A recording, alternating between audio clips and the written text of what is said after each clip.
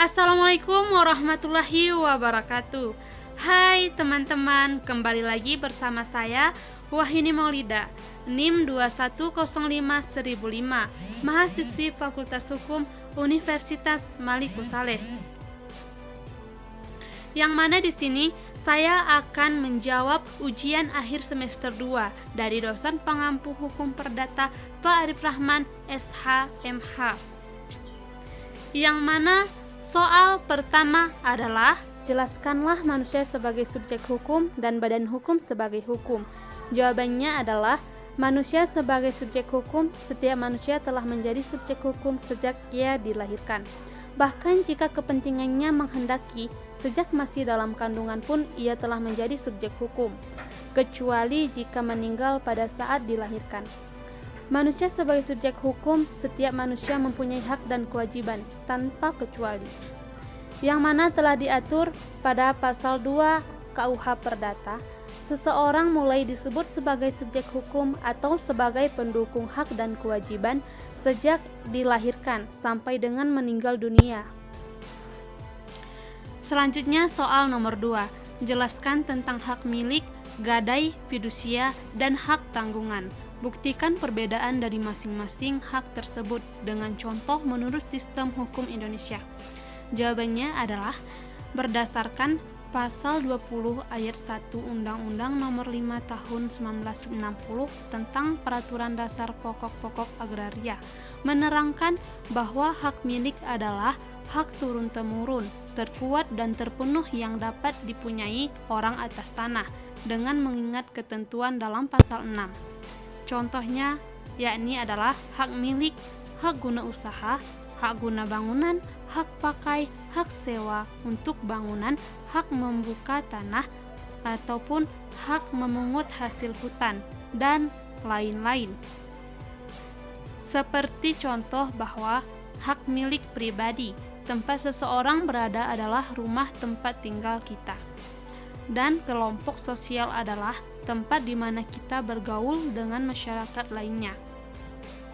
Gadai adalah salah satu alternatif untuk mendapat dana cepat dengan menjadikan barang bergerak sebagai jaminan atas suatu pinjaman agar dapat dicairkan kepada perusahaan pembiayaan atau lembaga keuangan.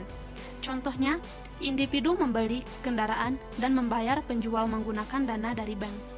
Akan tetapi, mereka memberi bank gadai pada kendaraan tersebut. Jika individu tersebut tidak membayar kembali pinjaman, bank berhak mengambil kendaraan dan menjualnya untuk membayar kembali pinjaman. Fidusia. Fidusia adalah pengalihan hak kepemilikan suatu benda atas dasar kepercayaan dengan ketentuan bahwa benda yang hak pemiliknya dialihkan tersebut tetap dalam penguasaan pemilik benda berdasarkan Undang-Undang Nomor 42 Tahun 1999 tentang jaminan fidusia. Contoh fidusia adalah ketika Anda melakukan kredit motor, maka pihak pemberi kredit yang membeli ke dealer merupakan pemilik dari motor tersebut, meskipun registrasi hak miliknya dialihkan atau diatasnamakan pada Anda. Selama Anda belum melunasi kredit tersebut, maka motor masih menjadi milik pemberi kredit. Selanjutnya, hak tanggungan. Hak tanggungan adalah hak jaminan atas tanah untuk melunasi utang tertentu yang memberikan kedudukan diutamakan kepada kreditor tertentu terhadap kreditor-kreditor lain. Contoh, semisal sebuah rumah dan tanahnya dijadikan objek dalam hak tanggungan para beberapa kreditur. Namun, di dalam pengeksekusiannya, masing-masing kreditur diperbolehkan untuk mengajukan hak prioritasnya untuk segera dilunasi. Hak prioritas tersebut bisa saja diukur dari waktu atau lamanya hutang ditandai dengan tanggal pendaftaran, kepentingan kreditur tertentu, atau hutang kepada negara, maka kreditur yang lain harus mengalah dan tidak diutamakan. Soal ketiga, apa itu melawan hukum? Jelaskan dengan contoh menurut hukum Indonesia, serta apa bedanya dengan one prestasi. Lalu apa dengan force majeure? Jelaskan. Jawabannya, melawan hukum adalah segala perbuatan yang menimbulkan kerugian yang membuat korbannya dapat melakukan tuntutan terhadap orang yang melakukan perbuatan tersebut. Kerugian yang ditimbulkan dapat bersifat material ataupun imaterial. Contoh, perbuatan yang melanggar undang-undang yang berlaku, yang melanggar hak orang lain yang dijamin oleh hukum, perbuatan yang bertentangan dengan kewajiban hukum si pelaku, perbuatan yang bertentangan dengan kesusilaan, atau perbuatan yang bertentangan dengan sikap baik dalam bermasyarakat untuk memperhatikan kepentingan orang lain. Kemudian perbedaan melawan hukum dan wan prestasi adalah dalam suatu gugatan perbuatan melawan hukum, penggugat harus membuktikan semua unsur-unsur perbuatan melawan hukum, setelah harus mampu membuktikan adanya kesalahan yang diperbuat debitur. Sedangkan dalam gugatan wan prestasi, penggugat cukup menunjukkan adanya wan prestasi atau adanya perjanjian yang dilanggar. Force majeure. Force majeure adalah suatu keadaan yang muncul atau terjadi setelah para pihak membuat suatu perjanjian, yang mana keadaan tersebut menjadi penghalang bagi salah satu pihak untuk memenuhi prestasinya. Contoh, Pak Ismail memiliki usaha kebun buah dan menjadi penyuplai langsung ke berbagai pihak yang memesannya. Pada suatu hari, truk yang membawa muatan buahnya mengalami kecelakaan akibat bencana alam sehingga produknya tidak bisa sampai ke pemesanan. Dalam peristiwa ini, Pak Ismail sebenarnya telah menjalankan kewajiban dengan iktikat, baik karena ia telah mengirimkan produknya, tetapi kecelakaan ini berada di luar kendalinya. Dengan ini, Pak Ismail tidak dianggap lalai dan tidak bisa dituntut ganti rugi. Soal nomor 4. Apa itu daluarsa? Apakah ada antara masa daluarsa ini dengan pembuktian perkara pidana dan perkara perdata dalam sidang pengadilan? Jawabannya adalah, daluarsa adalah upaya hukum untuk mendapatkan sesuatu atau untuk dibebaskan dari suatu perikatan dengan lewatnya suatu waktu tertentu dan atas syarat yang ditentukan oleh undang-undang. Daluarsa diatur dalam pasal 1946 sampai 1993 Kitab Undang-Undang Hukum Perdata. Daluarsa penuntutan diatur dalam hukum pidana dengan dasar atau alasan-alasan sebagai berikut. 1. Dengan berlalunya waktu yang agak lama, ingatan akan kejadian yang ada telah hilang, sehingga kemungkinan pembuktiannya menjadi rumit, bahkan bukti kemungkinannya telah lenyap. 2. Semakin kaburnya kebutuhan untuk terus-menerus mengejar atau menuntut tersangka karena terlalu lamanya berlalu kejadian atau delik itu dengan ingatan manusia terhadapnya juga semakin menipis. Ketiga, semakin sukarnya menemukan alat pembuktian terhadap delik. Daluarsa dengan pembuktian hukum perdata. Dalam buku keempat diatur mengenai prinsip umum tentang pembuktian dan juga mengenai alat-alat bukti. Dikenal adanya 5 macam alat bukti, yaitu 1. Surat-surat, 2. Kesaksian, 3. Persangkaan, 4. Pengakuan, 5. Sumpah.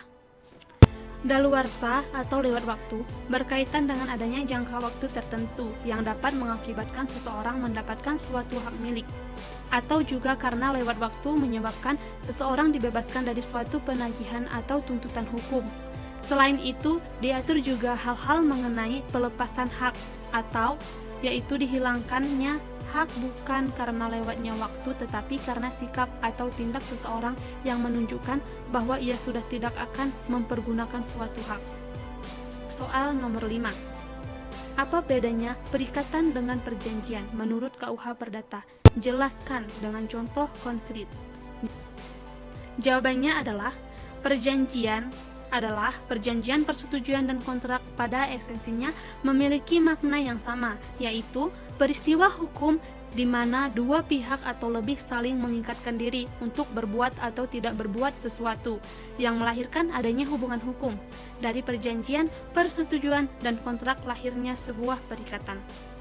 Contoh, perjanjian sewa-menyewa adalah contoh surat yang berisi perjanjian berdasarkan kesepakatan antara pemilik dan penyewa properti. Perikatan lebih luas cangkupannya dari perjanjian atau persetujuan atau kontrak, karena perikatan terlahir tak hanya lahir dari perjanjian, persetujuan atau kontrak, namun perikatan juga lahir dari undang-undang. Contohnya adalah dari hukum perikatan ini sendiri, yakni sewa-menyewa dan jual-beli. Soal nomor 6. Jelaskan secara ringkas Isi dari tugas paper yang Anda kerjakan berupa identifikasi atau rumusan masalah dan jawaban kesimpulan dari hal tersebut. Salah satu rumusan masalah, bagaimana hubungan hukum internasional dengan hukum nasional. Jadi kesimpulannya, hukum internasional dapat dirumuskan sebagai sekumpulan hukum yang sebagian besar terdiri dari asas-asas dan peraturan-peraturan tingkah laku yang mengikat negara-negara, dan karena itu biasanya ditaati dalam hubungan negara-negara satu sama yang lainnya. Pengutamaan hukum yang mengatur hubungan hukum antar negara dalam hubungan internasional dikenal adanya dua paham pandangan, yaitu pandangan pertama, paham dualisme, yang mana yang bersumber pada teori bahwa daya ikat hukum internasional bersumberkan pada kemauan negara. Maka hukum internasional dan hukum nasional merupakan dua sistem atau perangkat hukum yang terpisah satu dari yang lainnya. Pandangan kedua, paham monisme, didasarkan atas pemikiran kesatuan daripada seluruh hukum yang mengatur hidup manusia. Dalam rangka pemikiran ini, hukum internasional dan hukum nasional merupakan dua bagian daripada satu kesatuan yang lebih besar, yaitu hukum yang mengatur kehidupan manusia. Akibat daripada pandangan monisme ini adalah bahwa antara dua perangkat ketentuan hukum ini mungkin ada hubungan hierarki. Persoalan hierarki antara hukum nasional dan hukum internasional inilah yang melahirkan beberapa sudut pandang yang berbeda dalam aliran monisme mengenai masalah hukum, manakah yang utama dalam hubungan antara hukum nasional dan hukum internasional ini. Ada pihak yang menganggap bahwa dalam hubungan antar hukum internasional dan hukum nasional, internasional yang utama adalah hukum nasional. Demikianlah jawaban UAS dari saya. Jika ada kekurangan ataupun salah, saya mohon maaf kepada Bapak. Semoga jawaban saya memberikan manfaat untuk kita semua, dan semoga ilmu yang kita dapati mendapatkan berkah dari Allah Subhanahu wa Ta'ala. Amin amin ya Rabbal alamin. Saya Wahyuni Maulidah izin mengundurkan diri. Wassalamualaikum warahmatullahi wabarakatuh.